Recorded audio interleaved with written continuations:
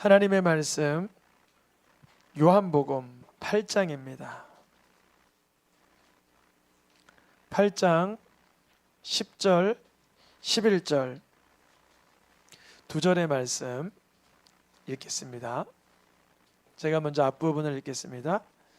예수께서 일어나사 여자 외에 아무도 없는 것을 보시고 이르시되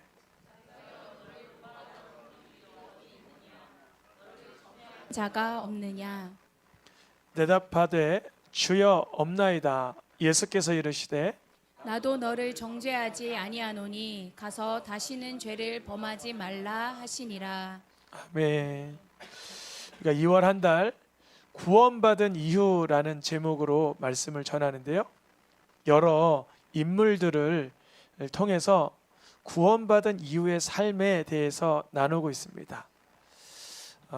첫 번째 주 우리가 말씀 제목을 잠깐 보여주겠어요? 노아의 홍수, 구원받은 거죠. 홍수로부터 구원받았죠. 그래서 그 노아가 홍수로 구원받은 이후에 그의 삶이 어떠했는지, 안타깝게도 만취하여 손주를 저주하기까지 하는 안타까움을 범했는데, 그래서 우리는 결론을 무엇이라 했냐면 성령에 취해야 된다. 성령에 충만해야 된다. 여러분, 술 취한 사람 보면 어때요? 겁이 없고 뭐 이렇게 무서운 것이 없고 거침이 없죠. 성령에 충만하면 말씀으로 이끌림을 받고 세상에 대한 두려움이 없고 하나님에 대한 용기와 믿음이 생깁니다. 우리 성도님들의 삶이 내가 위기 속에서 구원받았다면 성령의 충만함을 갈망할 수 있기를 축복합니다. 두 번째 주에는 기드온이 전쟁 나가기 전에는 겁쟁이였다. 아주 겁쟁이였다. 그런데 그가 전쟁을 승리한 이후에는 분노와 음란과 탐욕, 탐심으로 인하여 분노로 인하여 자기 동족을 죽이고 탐심으로 인하여 사람들의 금을 모으고 자기의 음욕으로 인하여 많은 아들들을 둠으로 그의 사후에는 바알불이라는 이름으로 오히려 자녀들이 더 강력하게 바알을 신봉하기 시작했다. 이런 얘기를 드렸어요. 지난주 히스기야는 아수르와의 전쟁에서도 구원받고 그리고 자신의 질병으로부터 치유받았는데 그가 질병에서 치유받은 이후에 낳은 아들의 이름이 므낫세였는데 그가 하나님의 경고를 받죠. 너의 아들의 때에는 이방 나라에 너의 자녀가 끌려가는 끔찍한 일이 있을 터인데 어찌할 거냐? 회개합니다. 무릎 꿇었어야 되는데 내가 듣기에 좋습니다. 내 당대에 평안함과 안락함이 있으니 괜찮습니다. 그랬어요. 우리 성도님들에게 여쭙습니다. 내 지금의 삶의 안락함이 중요합니까? 내 자녀의 때에 건강함이 중요합니까? 우리는 그때 선택의 기로에 서게 돼요. 나만 좋으면, 나만 즐거우면, 나만 괜찮으면 이라는 인식이 히스기야였어요. 히스기야는 메시아가 될 수 없죠. 왜냐하면 다음 세대에 대한 갈망이 없었던 자예요. 우리 성도님들도 저도 마찬가지입니다. 자녀에게 가장 중요한 게 예수 그리스도를 믿는 거라 확신하십니까? 아니면 아직도 세상에서 성공하기 위하여서는 다양한 학문과 다양한 지식과 더 많은 물질과 더 건강한 몸이 필요합니까? 히스기야는 그랬어요. 내 당대에 내 창고에 차고 넘치면 된다. 나는 그걸 자랑할 수 있으면 되겠다 생각했지만 그의 아들 므낫세는 하나님 보시기에 가장 악한 왕 중에 악한 왕이었습니다. 우리 성도님들의 자녀들은 어떠합니까? 믿음으로 양육합니까? 세속적으로 양육하고 있습니까? 내 중심에 히스기야의 중심이 떠나가고 예수 그리스도의 중심이 있기를 축복합니다. 오늘 말씀의 제목을 읽어보겠습니다. 가늠한 여인 해방 이후. 가늠한 여인.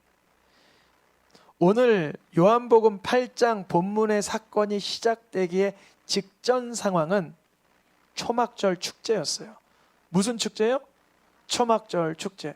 제가 말씀 선포하다가 가끔 질문하는 이유는 열에 하나 이렇게 다른 생각하는 분이 있다라고 생각이 들면 꼭 질문을 한번 합니다.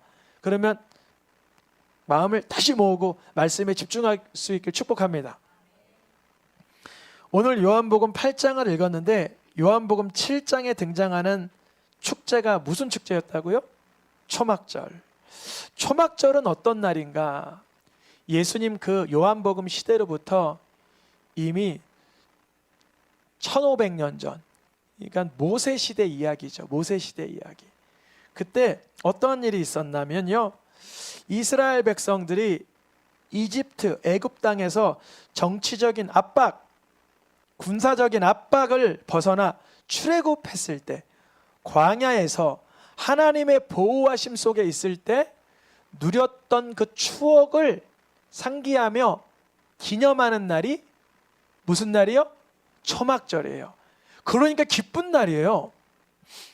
그래서 초막절날 무슨 일을 하냐면 실로암 목가에 가서 물을 떠와서 그 제단에 물을 붓고 기뻐하는 날이에요.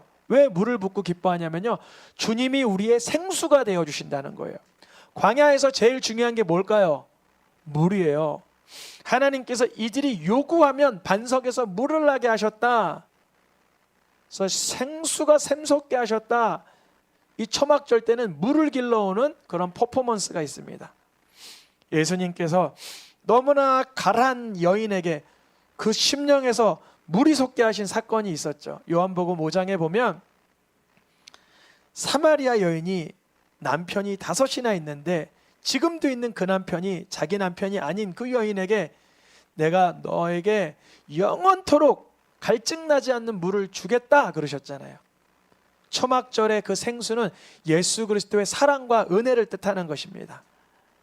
두 번째, 초막절날은 물 길러오는 행사 말고 또 그 성전 뜰에 대형 금 등잔대를 발화시킵니다. 무슨 의미가 있나? 광야의 시절에서 이들이 주님의 인도를 받을 때 무슨 기둥과 무슨 기둥? 불기둥과 구름 기둥을 통하여 인도받아서 빛 되신 주님, 어둠 가운데 빛을 밝혀주시고, 사막이 밤이면 더 춥잖아요. 추위 가운데 따스함을 주시는 그 주님을 뜻하는 거예요. 그래서 이 초막절 때는 물 길러오고 생수 되신 주님을 찬양하고 성전에 불을 밝히며 빛 되신 주님을 찬양하는 날이에요. 마지막으로 이 초막절은 이들이 실제로 초막에 있었던 시절을 떠올리며 초막에서 하룻밤을 잡니다. 몇 날 며칠을 자요. 그래서 오늘날 지금도 이스라엘에 가면 베란다 테라스에다가 사람들이 그 초막을 만들어요. 초막절날 실제로 만들어요. 그래서 거기 들어가서 먹을 거 먹고 그러고 있어요. 왜 그러나? 하나님의 보호하신 임재를 경험하는 거예요. 텐트를 쳐보는 거야, 텐트. 근데 우리 인생은 사실 다들 그 지금 아파트에서 살거나 고정된 거주지가 있겠지만요, 우리 삶은 사실 나그네 인생이에요. 좀 살아오다 보니까 오늘날까지 어려서부터 1번, 2번, 3번, 4번, 5, 6, 7, 8 거의 10번 가깝게 이사를 했어요. 제가 어렸을 초등학교 때 이사하고 중학교 때 이사하고 고등학교 때 이사하고 대학교 때 이사하고 또 군 생활에도 이사하고 장가 가서 이사하고 해서 10번 가깝게 이사를 하는 거예요. 이사할 때마다 느끼는 게 뭐냐면 언젠간 이 땅에서 이사할 일이 있겠다. 집에서 집으로, 아파트에서 아파트의 이사가 아니라 주님이 나의 이 육체의 장막을 벗어버리라 하시고 부르시는 그 이사날이 있겠다. 그래서 세 번째, 첫째는 물 길러오고, 둘째는 등잔대를 밝히고, 세 번째는 초막을 지어놓고 거기서 맨날 며칠 사는 거예요. 하나님의 임재를 경험하는 거죠. 그러한 초막절 축제가 끝난 다음 날, 오늘 본문으로 준비되지는 않았지만 다 각각 집으로 돌아가고 예수님은 다시 감람산 성전으로 오셔서 사람들을 가르치기 시작했어요. 8장 2절 말씀입니다. 명절, 큰 날, 초막절이 끝난 다음 날 성전에서 예수님은 사람들에게 가르치고 있었어요. 어떤 분위기일까요? 하나님은 우리의 생수가 되십니다. 주님은 우리의 빛이 되십니다. 하나님의 임재 가운데 들어가야 됩니다. 예수님 그렇게 가르치셨겠죠. 근데 이거 갑자기 뚱딴지 같은 사건이 일어나는 거예요. 사람들이 하나님을 갈망하고 은혜를 바라봐야 되는데 음행 중에 잡힌 현행범 여자만을 끌고 세우는 거예요. 사람들이 지금 이거 해야 돼요. 내가 마셔야 될 생수를 찾아야 돼요. 내가 마셔야 될 생수를 찾아야 돼요. 근데 다른 사람 흠잡으려고, 다른 사람 정죄하려고, 심지어 예수님까지 올무에 끌어넣으려고 죄인을 누가 잘못한 사람 없나 눈을 붉히고 찾는 거예요. 여러분, 생수 찾길 축복합니다. 빛 대신 주님을 찾길 축복해요. 허구한 날 현장에서 잡힌 여인 끌고 와서 뭐 하겠다는 거예요? 이들의 목적이 이 여자를 회개시키고 싶을까요? 이 여자가 회복되기를 기대했을까요? 이 여자를 향한 긍휼한 마음이 있어서 이러는 걸까요? 아니라는 거예요. 여러분, 우리 성도님들의 대부분 다른 사람을 비난하고 판단하고 정죄하는 목소리의 중심은 사단 마귀가 있는 줄을 깨달아야 되는 줄 믿습니다. 내 입에서 다른 사람을 흠담하고 비난하고 판단하는 순간 그 사람의 회복과 회개와 생명을 바래서 하는 말이 아니라는 거예요. 그래서 가급적 타인에 대한 언급은 내가 안 하는 게 너무 좋아요. 여러분이 안 하셔도 할 사람 세상에 너무 많아요. 그러니까 우리 심령 속에 주님, 음행 중에 잡힌 여자를 끌고 와서 세우는 삶이 안 되게 도와주시옵소서. 나도 똑같이 현행범으로 잡혀갈 날이 있어요. 뿌린 대로 거두기 때문에. 내가 마셔야 될 생수를 찾아야 되고 나의 삶을 보호하시는 하나님을 갈망하고 주님의 임재를 사모해야 되기 중요한 이 초막절 끝날 이들은 음행 중에 잡힌 여자를 끌고 와가지고 예수님 앞에 세웁니다. 그리고 하는 질문, 예수님, 이 여자가 가늠하다 잡혔습니다. 가늠하다 잡혔다고요? 현장에서 우리가 봤어요. 다른 남자랑 잠을 자더라고요. 어떻게 하겠습니까? 모세는 말씀에, 모세오경에, 율법에 돌로 치라고 명령하였습니다. 선생님, 뭐라고 얘기하시겠습니까? 현장에서 가늠한 여인을 돕기 위해서 하는 말은 아니라고 보여집니다. 회개시키고자 애통하는 마음도 아니라고 보여집니다. 이들은 신앙 성장을 빌미로 악한 의도로 예수님을 비난하려고, 이 여자를 비난하려고 하는 행동입니다. 이러한 영적 분별이 있기를 축복합니다. 이 영적 분별이 없으면 내가 현장에서 가늠한 여인을 끌고 와서 죽이라고 하는데 어떻게 할까요? 이런 질문하면서도 내 질문이 얼마나 유치하고 허무맹랑하고 얼마나 저급한 질문인지도 모르고 질문을 일삼는 거예요. 여러분, 질문에는 그 사람의 인격이 있습니다. 우리 성도님들의 심령에 하나님 안 기뻐하는 이상한 질문 안 하길 축복합니다. 하나님의 영광을 위한, 내 영혼의 회개를 위한 질문을 하셔야 되는 거예요. 이 사람들은 지금 선생이요, 선생은 어떻게 말할 거예요? 내가 지금 묻고 있잖아요. 대답을 좀 해주세요. 그래요.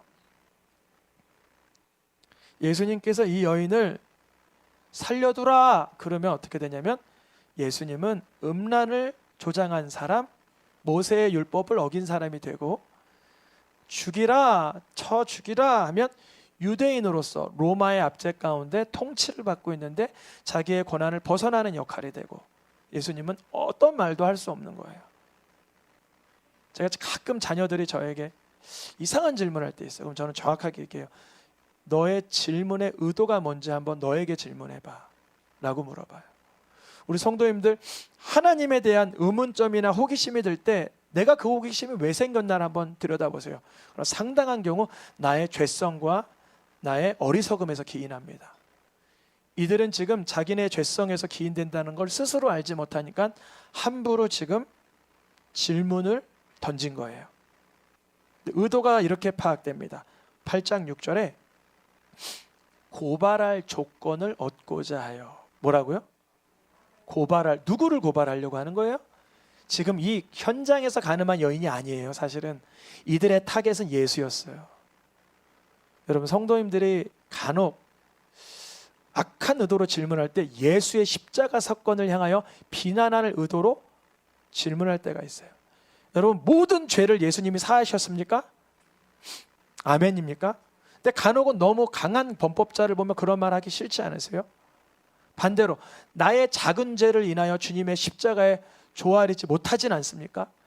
즉 우리가 예수님의 십자가 사건을 경홀히 여겨서 이들은 예수님이 아직 십자가를 지시기 전이었지만 예수님이 메시아가 아니라고 발각시키기를 원하는 거예요. 예수님이 구원자가 아니라고 발각시키려고 했던 거예요. 왜냐하면 여자를 구원시키려면 예수가 범법을 해야 되고, 여자를 구원 안 시키면 뭐 예수가 죽여야 된다라고 말해야 되는 거고, 고발하려고 하는 거예요. 예수님께서 이때 하신 행동이 몸을 뭐 하셨어요? 몸을 굽히시고, 우리 성도님들 잘 따라와 주시길 축복합니다. 예수님이 뭘 뭐 하셨다고요? 몸을 굽히셨어요. 처음이 아니에요. 이제 한 번 더 굽히십니다. 이따가 땅에 손가락으로 뭔가 쓰기 시작해서. 근데 이때까지만 해도 7절에 보면 이들이 뭐 하고 있냐면 그들이 묻기를 마지 아니하는지다. 이중부정어죠. 그러니까 예수님이 허리를 숙여서 뭔가 쓰고 있을 때 계속 물어봤다는 거예요. 어떻게 하면 좋으냐고요? 지금 뭐 하는 거예요? 수그려가지고 지금 뭐 하는 거예요? 당신 이 여자 현장에서 내가 봤다니까, 눈으로 봤다니까, 정말로 가늠한 음란한 여인이니까 당신 어떻게 할 거예요? 라고 계속 물어봤다는 거예요. 예수님이 뭐 하고 있을 때? 뭔가 쓰시고 있는데 거기에 집중하는 게 아니라 자기의 말, 자신의 그 주체할 수 없는 자신의 그 질문에 집중하고 있었다는 거예요.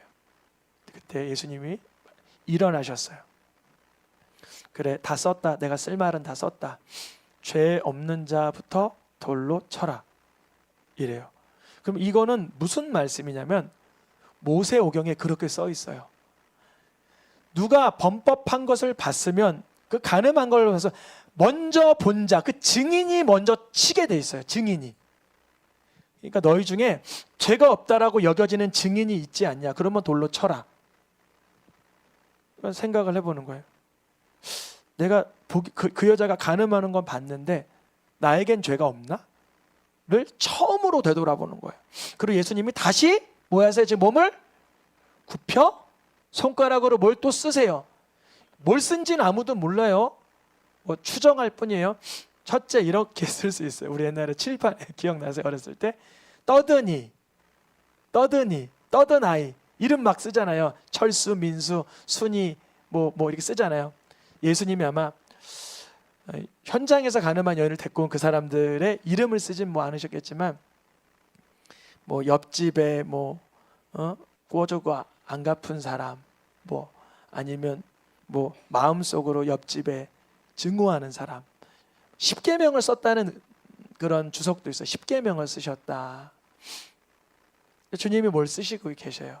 그러면서 죄가 없는 자가 돌을 먼저 던지라 그래요. 예수님은 율법을 지금 어기지 않으셨어요. 더 완벽하게 이루셨어요. 뭐냐면 증인을 대동하여 돌로 치라는 거예요. 죄가 없는 자가 돌로 먼저 치라. 누가 먼저 쳐야 되는지 알려주시는 거예요. 그리고 나서는 다시 또 글을 쓰시는 거죠. 근데 이 말씀을 듣고 8장 9절에 말씀을 뭐 했다고? 첫째는 듣고 가슴으로 느끼고 그 다음 떠나갔어요. 이 세 번째가 틀린 거죠. 사실은 듣고 느꼈으면 무릎 꿇었어야죠. 듣고 양심의 가책을 느꼈으면 거기서 무릎 꿇고 내가 돌로 칠 자가 아니라 내가 돌로 맞을 자입니다 라고 자복했어야죠. 근데 뭐 그렇게 성령의 역사로 강하게 애통하고 회개하는 자가 있었던 게 아니라 듣고 느끼고 다 도망갔다는 얘기죠. 그리고 예수님과 현장에서 가늠한 여인만 남은 거예요. 예수님이 물어보세요. 고발하던 그들이 어디 있으며 정죄한 자는 어디 있느냐? 예수님의 질문. 근데 이 질문을 하는 예수님 본인이 사람이잖아요.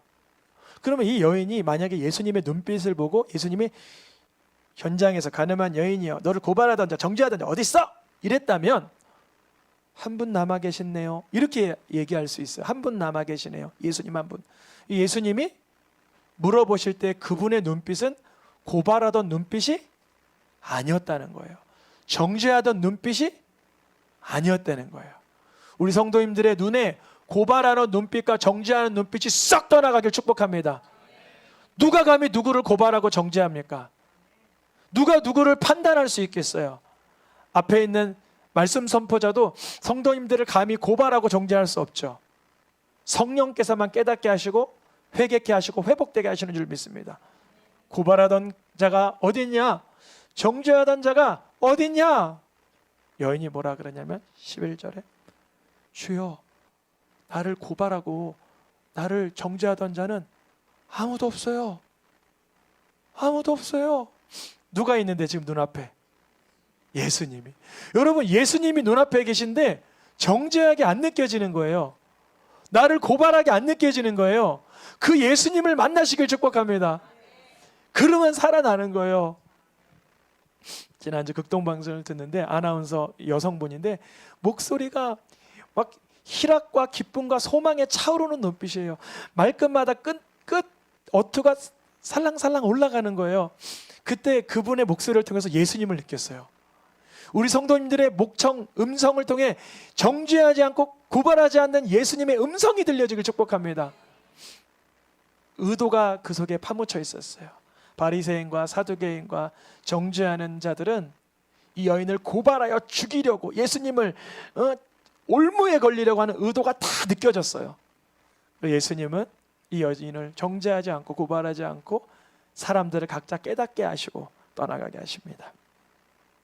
사람들의 정죄와 고발로부터 이 여인에게 해방감을 주신, 자유를 주신 주님은 이제 이 여인이 진정으로 싸워야 되고 진정으로 이겨야 되는 영역을 분명히 알려주시는데 파란 글씨 말고 있습니다. 나도 너를 정죄하지 아니하노니 가서 다시는 죄를 범하지 말라. 나도 너의 죄를 재확인하지 않는다. 이제는 그 죄와 싸워 이기라는 거예요. 예수님께서 병에서 치료하든 억압에서 자유케 하시든 홍수에서 건지시든 전쟁에서 건지시든 진정으로 싸워야 될 대상을 주님은 알고 계세요. 죄의 영역이에요. 요한복음 5장 14절에 38년 된 병자에게도 치료해 놓고시선 뭐라 그러세요? 읽어보세요.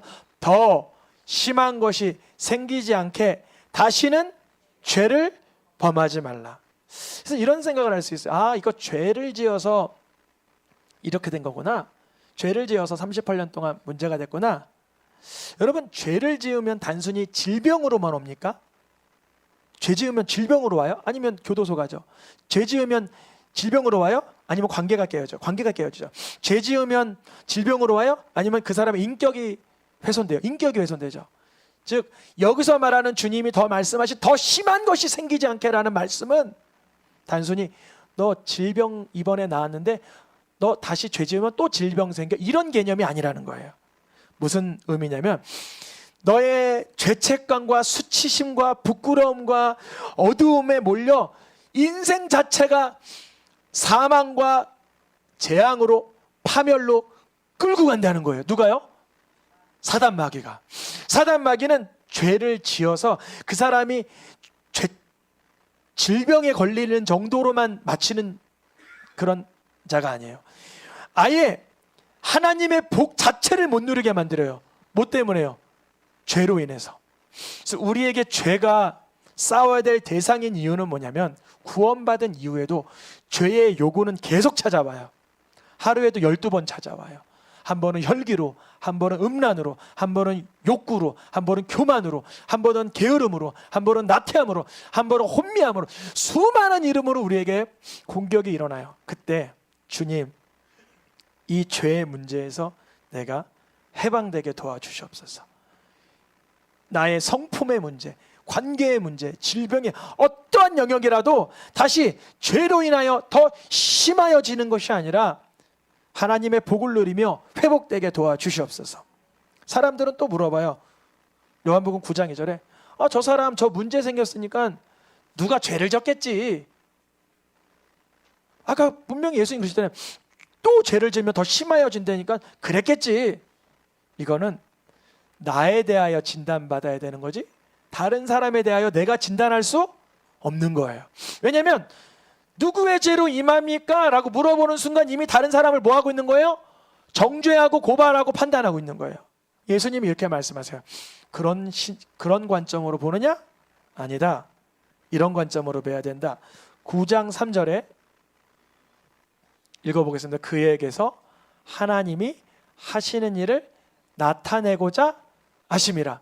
38년 된 병자에게 그 병으로 인해서 뭐가 나타났어요? 하나님이 하시고자 하는 일이 나타났죠. 현장에서 가늠한 여인에게 문제가 생겼지만 고발당했지만 그에게 뭐가 나타나서 하나님이 하시고 하지 않은 일이 나타났죠. 사마리아 여인에게 남편이 4-5명 있던 그 여인에게 예수님을 만나니까 그 여인이 하나님이 하신 일이 나타났죠. 홍수든 전쟁이든 어떤 음란의 문제든 어떠한 영역이든 그 사람이 그 죄를 져서 문제가 생겼어요. 이 관점으로 보지 말라는 거예요. 반대로 나에게 죄의 문제가 있을 때는 회개해야 되죠. 그러나 하나님이 하시는 일이 일어날 것이다 라는 믿음의 눈으로 바라보아라는 거예요. 현장에서 가늠한 여인이 하나님의 사람으로 살게 했고 사마리아 여인이 생수를 마시게 했고 질병의 문제에서 38년 된 병자를 끌어내신 예수님께서는 우리의 삶의 어떤 영역에서도 오늘날 구원받은 이후에도 구원하십니다. 이게 2월달 구원받은 이후에 가장 중요한 관점이에요. 구원받은 이후에는 구원이 필요 없을까요? 절대 아니죠. 히스기야에게 정말 필요한 구원은 원래 므낫세 잘 기르는 거예요. 기드온에게 정말 필요한 구원은 혈기에서 벗어나는 거예요. 정말 필요한 노아의 구원은 그가 술을 끊는 거였어요. 우리 삶 속에 정말 필요한 구원이 홍수일까요? 전쟁일까요? 질병일까요? 내 삶에 매일매일 찾아오는 삶의 현장 가운데 구원에 이르게 하는 거예요. 구원을 이루라 하시는 거예요. 어떤 사람 이런 기도해요.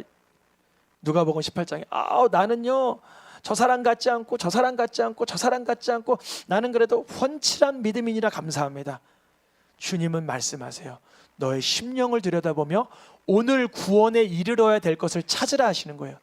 어제보다 더 나은 오늘의 성화가 있어야 되지 않겠습니까? 주님은 가늠하지 아니했다. 나는 가늠 안 했어요. 말씀드렸잖아요. 예전에 청년 수련회 갔는데 몇 명 되지도 않는데 누가 내가 가늠했다라고 고민을 쓴 거예요. 내가 결혼하기 전에 가늠했다 그러는 거예요. 근데 그 쪽지를 제가 읽게 됐어요. 뭐라 그랬냐면 마가복음 5장 27절 말씀에 제가 쓴 고민과 똑같은 것 같습니다. 저도 마음에 이미 뭐 했다고요? 가늠을 했습니다. 그러니 우리 여기 있는 모든 청년부 뭐 회장 총무 할 것 없이 우리가 다 함께 회개해야 될 제목인 줄 믿습니다. 아멘입니까?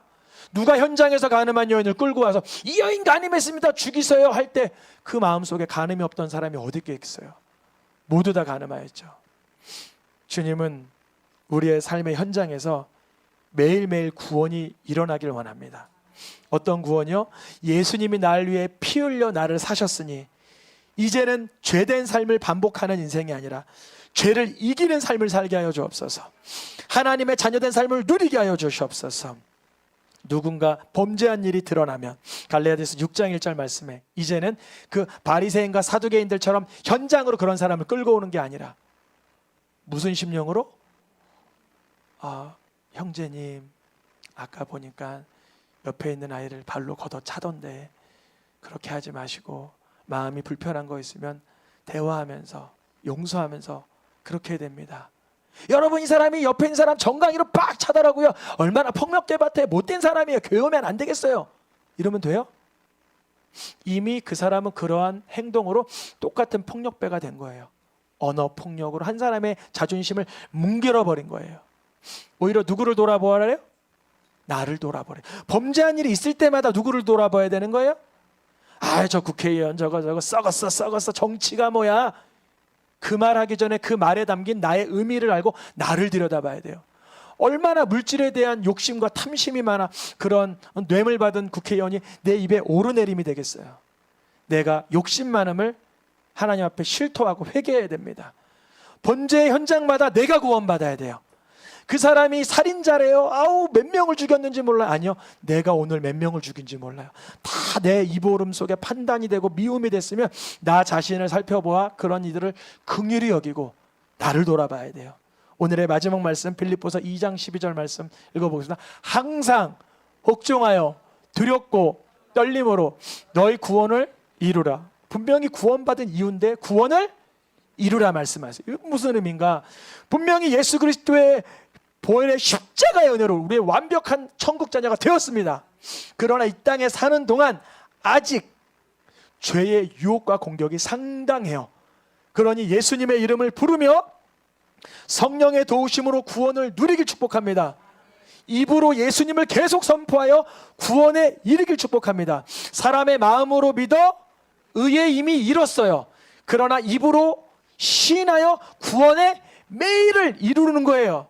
구원에 이르게 하는 회개에 동참하는 거예요. 성경은 구원에 이르게 하는 뭐가 있다? 지혜가 있다. 성경을 통해, 회개를 통해, 성령의 도우심을 통해, 입으로 시인함을 통해 매일매일 구원받은 이후의 삶도 구원이 필요한 줄 믿습니다.